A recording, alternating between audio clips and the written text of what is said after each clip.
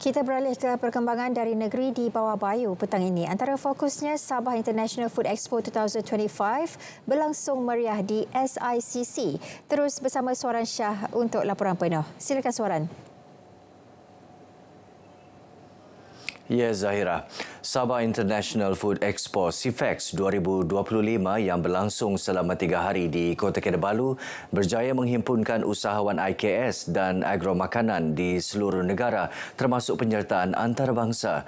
SIFEX dianjurkan sebagai langkah mempromosi produk tempatan ke pasaran global selain memperkukuh peranan Fama dalam pemasaran pertanian. Menurut Timbalan Menteri Pertanian dan Keterjaminan Makanan, Datuk Ata Joseph Kurup, SIFEX 2025 bukan sahaja menjadi platform pemadanan perniagaan, malah menjadi medan terbaik untuk meningkatkan daya saing usahawan tempatan dalam pasaran global.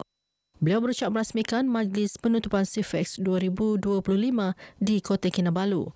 SIFEX 2025 mengetengahkan lebih 300 lot niaga yang mempamerkan pelbagai makanan dan minuman, produk IKS dan hasil pertanian segar.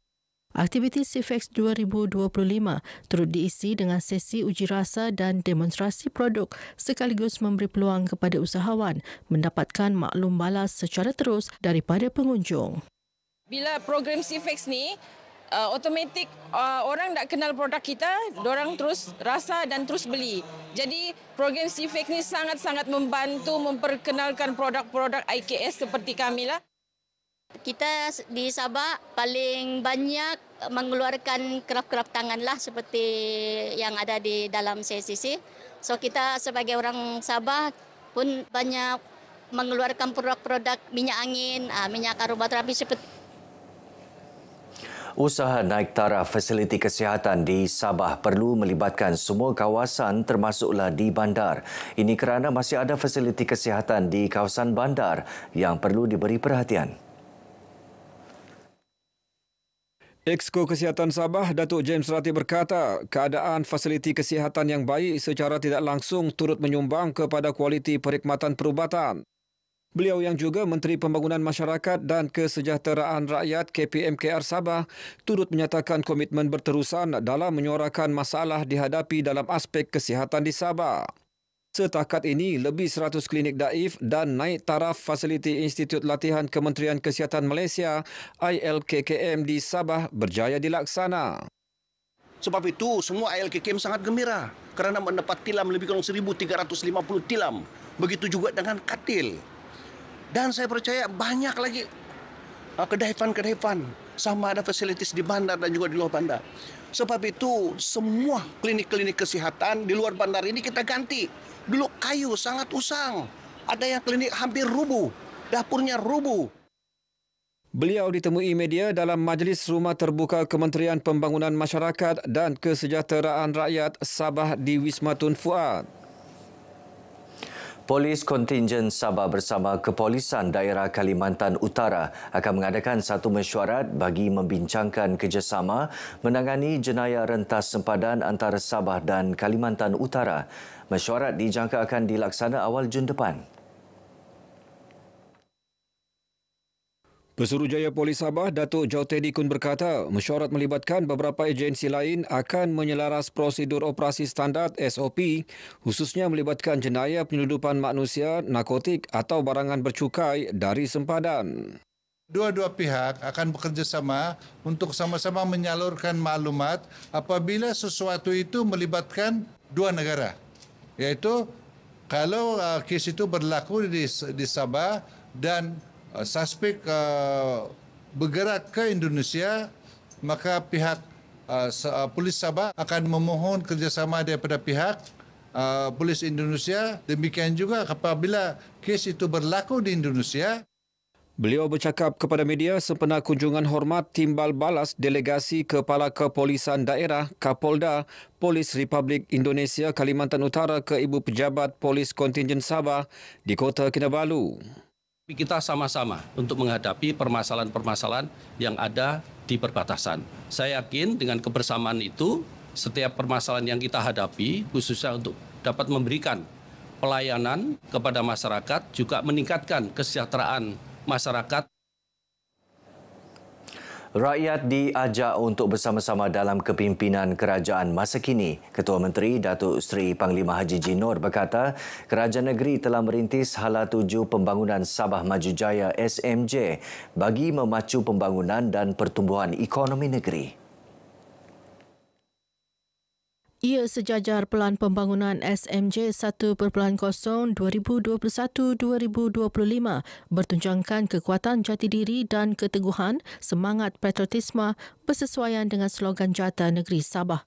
Demikian ucapannya sempena Majlis Rumah Terbuka Aidilfitri Pertubuhan Dusun Islam Sabah PDIS dan penyampaian sumbangan oleh MUIS dan Perbadanan Baitumal Negeri Sabah di PITAS. Teks ucapan dibacakan Menteri Sains dan Teknologi Datuk Muhammad Arifin Muhammad Arif. Saya melihat kehadiran sangat ramai dan ini menunjukkan betapa kita inginkan terus perpaduan muhibbah yang mana seperti mana dalam ucapan tadi, dengan adanya perpaduan dan muhibbah kita akan stabil dan sejahtera. Kita ingin menyantuni masyarakat dusun Islam khususnya dan masyarakat umum supaya ada perpaduan seperti yang dikatakan oleh Yang Berhormat Menteri tadi. Perpaduan yang menyeluruh yang boleh membantu kerajaan untuk meneruskan agenda Sabah Maju Jaya. Majlis yang dihadiri lebih 2,000 pengunjung ini juga menyaksikan pelancaran filem tempatan bertajuk Duyung Seripak yang akan ditayangkan di pawagam negeri ini. Majlis Sambutan Hari Raya Aidilfitri dan Keamatan 2025, Anjuran Kementerian Kerajaan Tempatan dan Perubahan KKTP berlangsung meriah dengan kehadiran lebih 500 orang terdiri daripada warga KKTP, agensi kerajaan dan pihak berkuasa tempatan PBT.